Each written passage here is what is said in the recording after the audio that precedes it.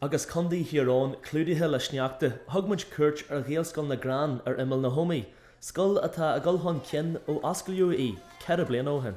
Is me sé Deirdre I cealaí príomide Gaelscoil na Gcrann an seo ar an Ómaigh, thosaí me sé an seo an nuair a mí man fuair dheabhhélas an naoi. I láthair na thura tá chorbh céad páirse aginine idir an Gaelscoil agus an naoscoil.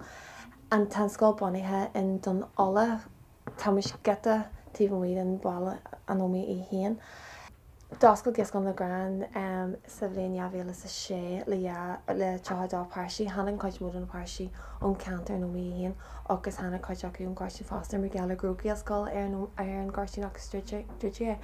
A láthair na thura tá nóthair sé páirsaí aginine idir an Gaelscoil agus an naoscoil agus cumáile sin páirsaí bog aginine trúna.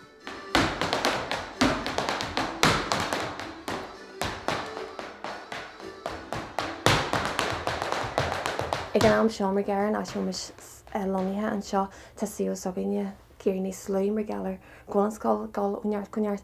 Ag an am seo tá muid ag festrí fáinne siú uair agus le chuide dé tíí bliain nó dheabhlíonn go mé muid ag bogí an scoil higáit níos mó mar gealar go mé líon na bhairsaí ag méadú agus céilíonn sin go mé níos mó muintrídí ar níos a scoil agus níos mó sin mar ringe fásta.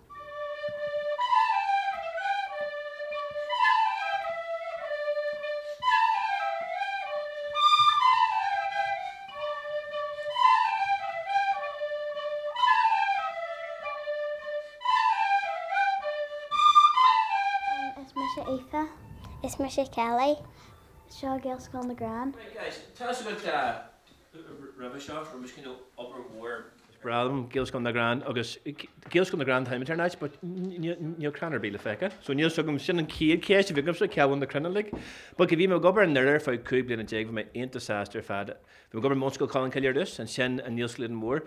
Wat an sin hacar me boggy an scoil seo mar thoil me go na pláistí multina mai ar fad agus níor hanig me isteán céad lá bhí siad fearhha ar fad. Nus tá si go fáil fearhha. Agus tá me aon disaster agus tá dúla bhéon seo go dtí go mé céad céige blian dis.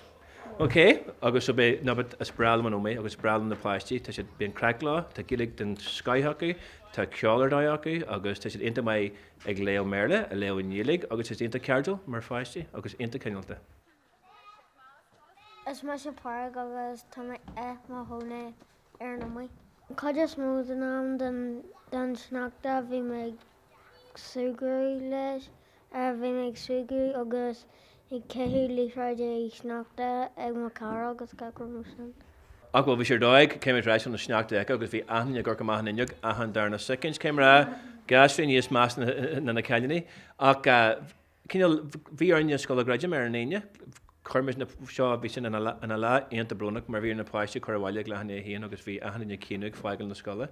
An sin bhí droch le eilogin ar an bhhairt agus ní thugann na páistí hatiste éis agus mar tá was agin agus níos rábal hatiste ar was. So bhí na scoile greidim éis bhí na páistí just a cínu. Ag mar bhí sé géirí hat an na scoile, but bhí luthar orthair máidir mar an scoil asúte agus béise asúte mar agus ní hílann go mémas ag dreidim na scoile ar éis go John an lá. Mar hála sé firmid choirí cocaisiúhan na seáilga choragáil a lear na Ómaigh, ma dinn taon scoil a bhí ar Narden.